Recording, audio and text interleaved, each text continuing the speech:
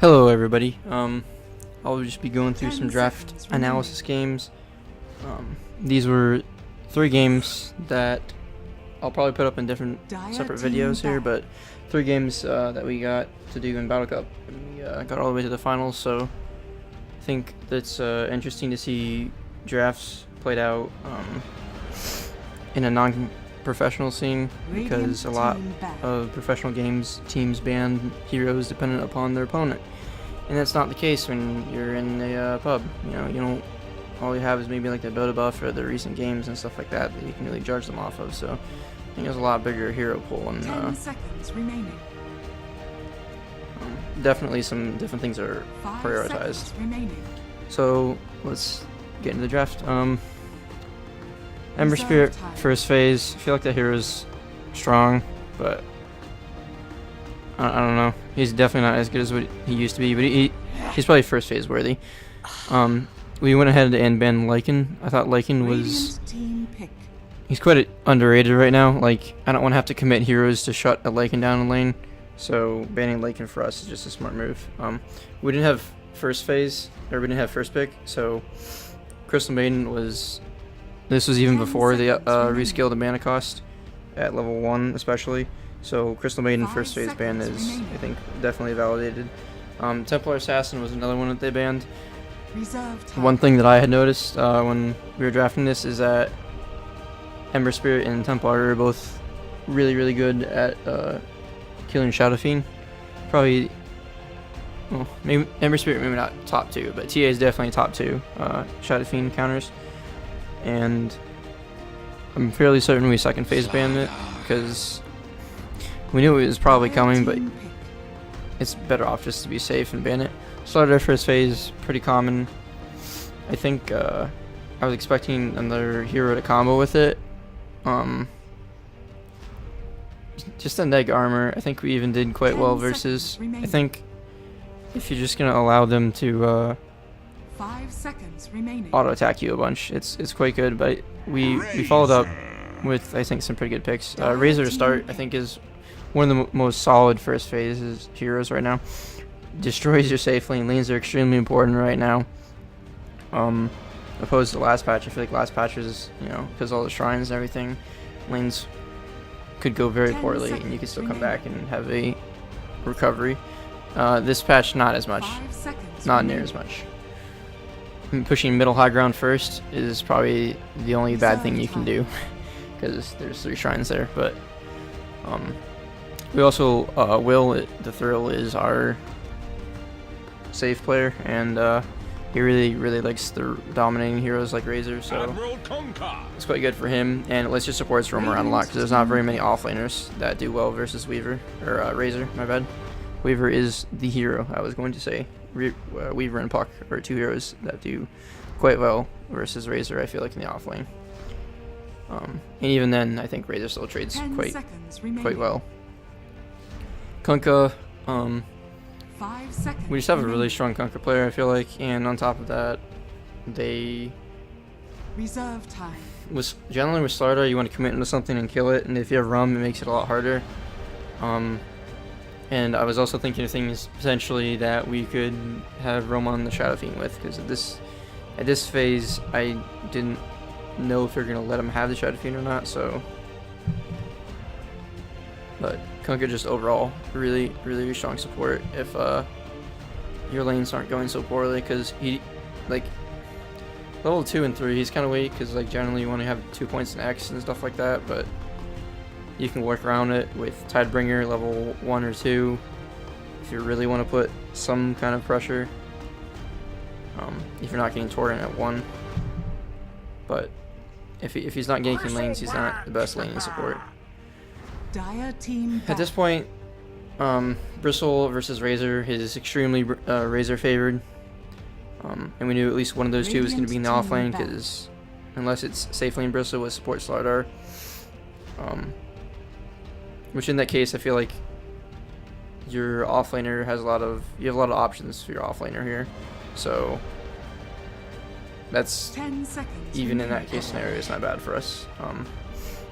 SF ban, like I said, we just didn't want to deal with it. Invoker, Not entirely sure about that. Maybe there's Hate Invoker. Tornado is pretty gross. 10 seconds remaining. Let's see. 5 seconds remaining. IO, yes. IO Bristle Radiant combo, you team don't want back. to deal with that. It's quite annoying. I think that's one way you can actually win the offlane is if you Bristle IO and just run at the Razor and stack up Coil Spray. Dire team pick. As long as IO isn't getting attacked from all the damage that he's leeching from the Bristle. I mean, if you're getting attacked, it's because you're running directly beside the Razor, not in the trees or something like that, so it's probably on the IO player. But you kind of have to expect them to be 10 playing well. seconds remaining. Co-op, again, they just kept on banning out mid heroes. I didn't really quite understand Radiant that. team pick. But Phoenix was a hero I wanted to pick for myself here. Again, they want to initiate on top of someone. I feel like Phoenix his heal slash damage Sunray is really good in the Razor Bristleback lane, because Razor is going to be chasing the Bristleback, so you can kind of like line the two up if you're going to do it quite well. As well, percentage-based damage is really good against Bristleback. Dire team. And if they're, like I said, if they're initiating on the Razor, I do feel like Sunray is really good in that situation. Silencer pick, I think I disagree with this, because while it is really good 10 against seconds Phoenix, remaining. maybe they were planning it ahead of time, and Bristleback is 5 generally going to be in the seconds front, remaining. so Silencer can just kind of go in, auto attack, throw out some spells, but Reserve time. Bristleback is not going to have a good time versus Razor, and I think they thought the Razor was going mid. Maybe that's the other option here. But I mean, Kunkka really doesn't have to commit to a fight, neither does Razor. Razor kind of blows everything and then it walks into a fight, so he just Qs, ults, and then walks in and saps on someone, and like there's no huge committal to that. You just walk away and come back in after silence. Same with Kunkka. Like, you might fuck up an X marks the spot combo, but past that, it's not something that it's gonna destroy your team fight. So, I mean, at most, Phoenix can't dive away. Maybe he doesn't get an egg off. That really sucks, but it's something you can work around.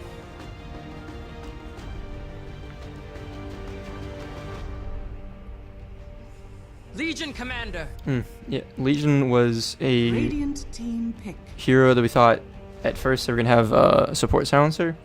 So Slowdart and Silencer both have one has amp, one has stun, one has slow, everything else.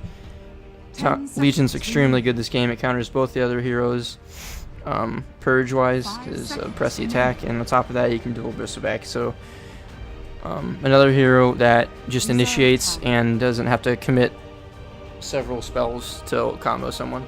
Either blink, duel someone, and even if they silence or ult here, that person's probably still going to die, because like we don't need to combo anything here. Everything just kind of happens simultaneously, other than the Phoenix. Also, one of the few heroes I think does well in offlane if it was a support silencer and Slaughter. Both of those supports are really good during laning phase, and I think Legion could have handled them, or at least gotten something out of the lane.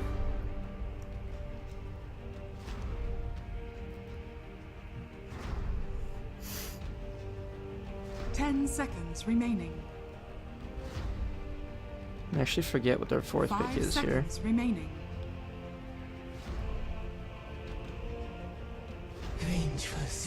Vengeful Spirit. Dire This, team back. I think we started to see they were really committing on the neg armor, which, to be honest, is kind of alright. It gives them another ranged hero for Egg, but Egg doesn't really care about armor as really. So Radiant team back. I mean, Venge's range really isn't that great. Silencer's probably going to pick up a Pike, but Kunkka Rum is going to make up for a lot of the negative armor. Legion's already going to have Blade Mail and stuff, so she's going to 10 be seconds reasonably remaining. tanky armor-wise. Radiant Last thing that team we back. banned here was OD, because X marks the spot combos can get screwed up by OD. It's pretty good against Phoenix. Same with dual target and Razor. It's reasonable against Razor. It's not the best, but Then we went ahead and 10 banned Sand seconds King. remaining. Oh no, they went ahead and banned Sand King. My bad. 5 seconds remaining. Not entirely sure where they expected that to be. I think they still thought the Phoenix was off lane. I don't Legion mid. I have no idea. Dire team pick. I think that was a rather silly 5th ban. And they followed up with a Void. This I highly disagree with. You're picking a Void into Phoenix and Kunkka. 10 I seconds don't think that works out well for you, especially because one of your cores is 5 Bristle. It seconds does remaining. nothing inside Chrono. So I guess like your combo Resolve with time. Chrono is Solar Amp into auto attacks from Venge, support Venge and Silencer, which is really piss poor. I guess the only benefit of that is Void is a Linken's carrier, and he has some maneuverability to get away from Razor, but it's just that's just not good. Their last ban and pick was quite poor.